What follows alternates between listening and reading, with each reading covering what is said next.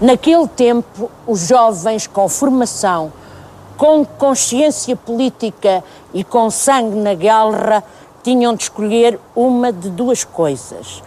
Ou se colavam subservientes ao poder e alinhavam no fascismo, ou abraçavam a aventura e a contestação e escolhiam o oposto, sendo certo que na resistência ao nazifascismo eram os comunistas a força mais consequente e organizada, como aliás reconheceu Marcelo Caetano durante o seu consulado relativamente a Portugal e ao PCP numa das suas conversas em família transmitidas pela RTP.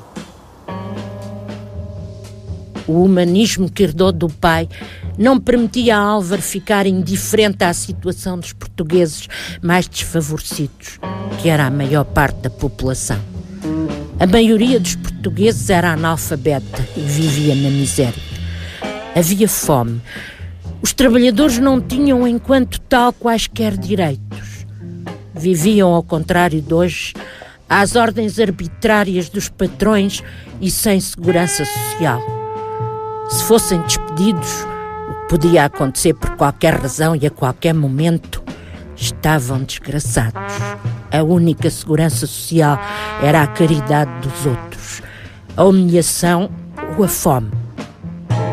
Os ideais da igualdade e da solidariedade defendidos pelo marxismo formavam-se em alguns espíritos mais atentos como um imperativo.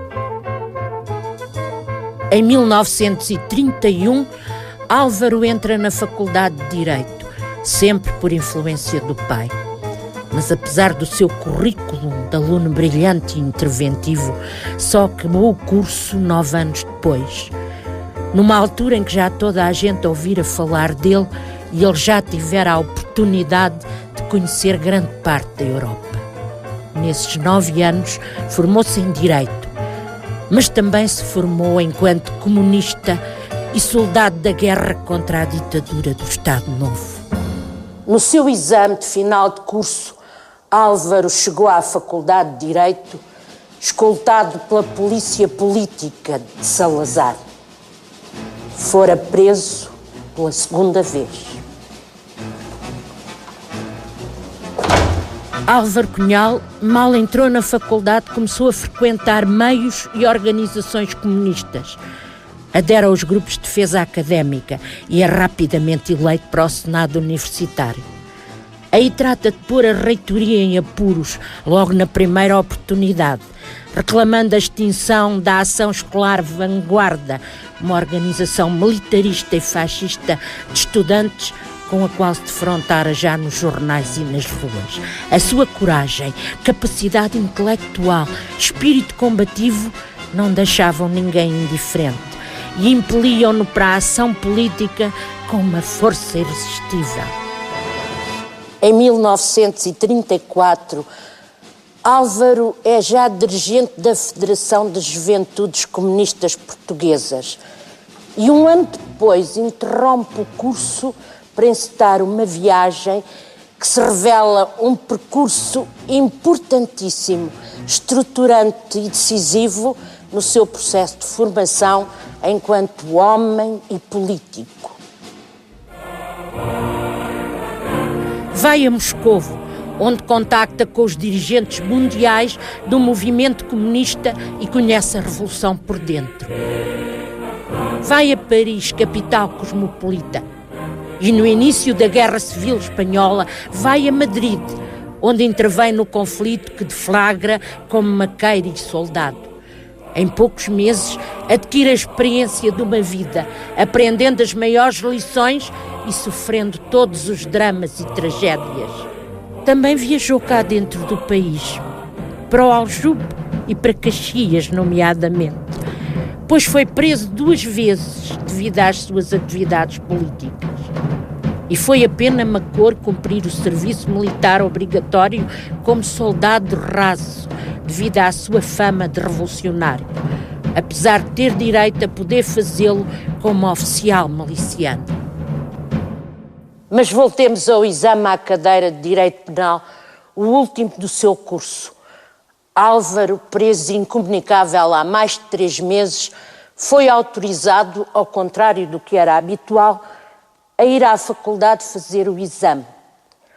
Para além dos professores de serviço, todos eles excelências do regime, Marcelo Caetano, Cavaleiro Ferreira, Paulo Cunha, Jaime Gouveia, estavam à sua espera, inúmeros representantes da oposição ao regime dos mais diversos quadrantes, todos eles já admiradores confessos de Álvaro, que ali se encontravam em solidariedade e com curiosidade de ver como se safava o colega revolucionário.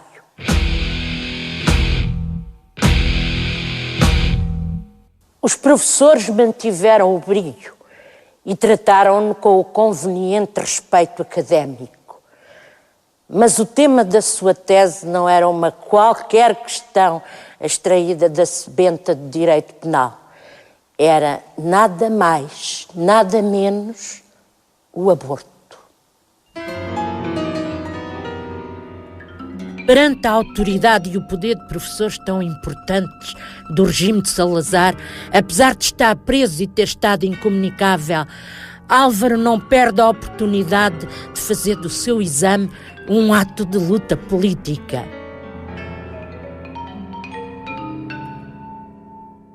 Ao fundo da sala, o PIDE, que o escoltara, pasmava, de boca literalmente aberta.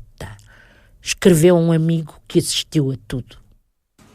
Dezembro de 2003, Tribunal de Aveiro. 7 mulheres, um médico, 2 funcionárias, sentados no banco dos réus. Acusação: prática clandestina de aborto. Álvaro defendeu na sua tese o direito legal das mulheres ao aborto, para erradicar o flagelo do aborto clandestino, considerando as mulheres como vítimas de um modelo de sociedade e da miséria. Há 66 anos, numa época em que os portugueses eram ainda dominados no seu dia-a-dia por uma igreja que rezava a missa em latim, em que nem o divórcio era permitido, já Álvaro dissecava o problema que ainda hoje é tema de discussão na nossa sociedade. Apesar da provocação, teve 16 valores. Um bom com distinção. Álvaro ficava assim licenciado em Direito, uma habilitação que naquele tempo abria facilmente as portas do sucesso e bem-estar. O seu valor académico era inegável, o seu nome reconhecido. Álvaro podia ter tudo, mas o seu coração estava penhorado à causa dos mais fracos e oprimidos. Durante um ano teve uma vida dita normal. Arranjou emprego, uma vida social, namorou, portou-se como qualquer jovem de 28 anos. Foi dar aulas para o Colégio Moderno, onde ensinou geografia a Mário Soares. Escreveu, desenhou capas de livros, frequentou cafés e tertúlias. Mas em 1941 abdicou disto tudo. Tornou-se funcionário do Partido Comunista Português, tornou-se um revolucionário profissional, como também se designavam. E isto implicava ingressar no mundo sombra da clandestinidade, na guerra silenciosa. Os comunistas eram implacavelmente perseguidos pela polícia política de Salazar, pois constituíam o corpo de oposição ao regime mais organizado e ativo. Mas quando Álvaro passou à clandestinidade, o Partido Comunista estava em crise. Os seus principais quadros estavam presos e a organização estava fragilizada. A própria Internacional Comunista havia suspendido a secção portuguesa e foi graças a Álvaro que o Partido Comunista e a oposição ao regime renasceram. A vida de clandestino era um perigo permanente. Vivia-se fora da lei. Era um mundo de documentos e identidades falsas, de fugas, de ciladas, de segredos, o permanente risco de ser preso e deportado.